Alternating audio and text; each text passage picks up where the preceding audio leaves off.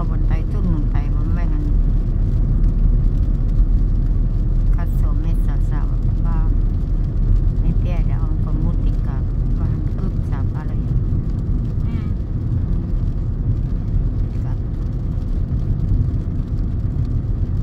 Eilen naapurinankin. Onko siinä poimia? Mutikka on. Ei vielä. Joo, ei vielä. Kohta. Joo, sanoo hän kohta.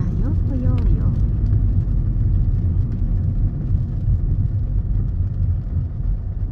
Hän antaa sikko hän Kouvolaa ja vähän 2 ämpäriä. Hän 1 ämpäriä. 1 vuotana hän 3 ämpäriä.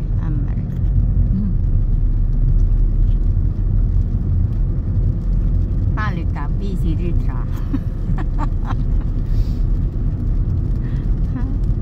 En ole vielä edes mansikoita ostanut mitään. No nyt sataa sitten taas ja sitten pitää katsoa nyt miten niitä sitten.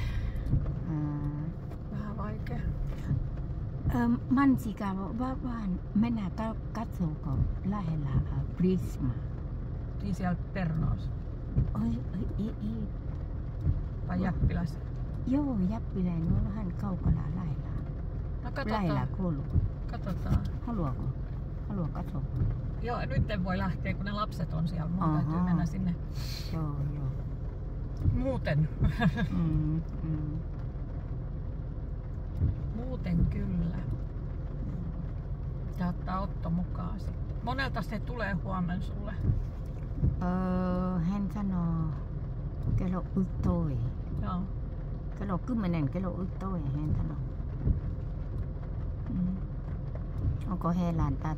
Hän sanoo, äiti onko tää Helan? Joo. Et oo herännyt. Äiti onko Helan?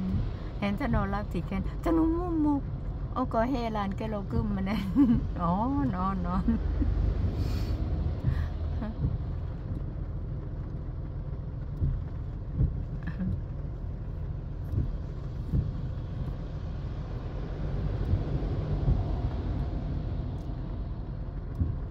Onko vähän laittaa samaa vettä tuolla? Ne korjaa tätä tietä jotenkin vai? Olisiko siinä joku sortuminen tai jotain, että sen takia laittaa. Korjaa ja sitten tot siltaa.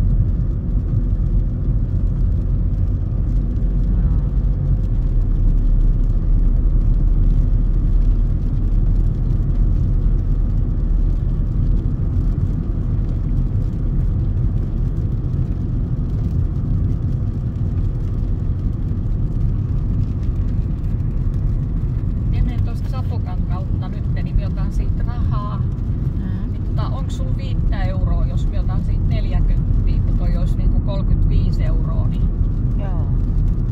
Onko sulla 5 euroa? En tiedä. Ei, 3 euroa.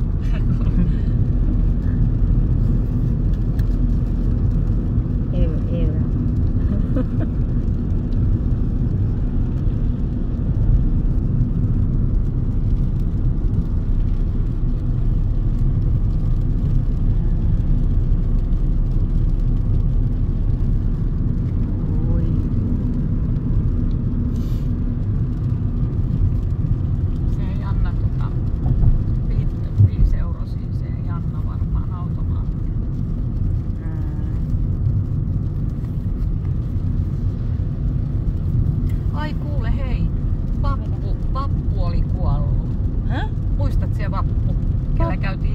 Se vanha rouva, joka asui tuossa kun tultiin kaupunkiin, joka meni sitten sinne Kotkakotiin, missä Lahjakin on.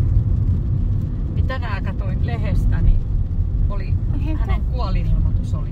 Aha. Joo, 91 vuotta vanha, että olihan hänkin jo aika vanha. Oh. Mie en nyt nähnyt sit vähän aikaa.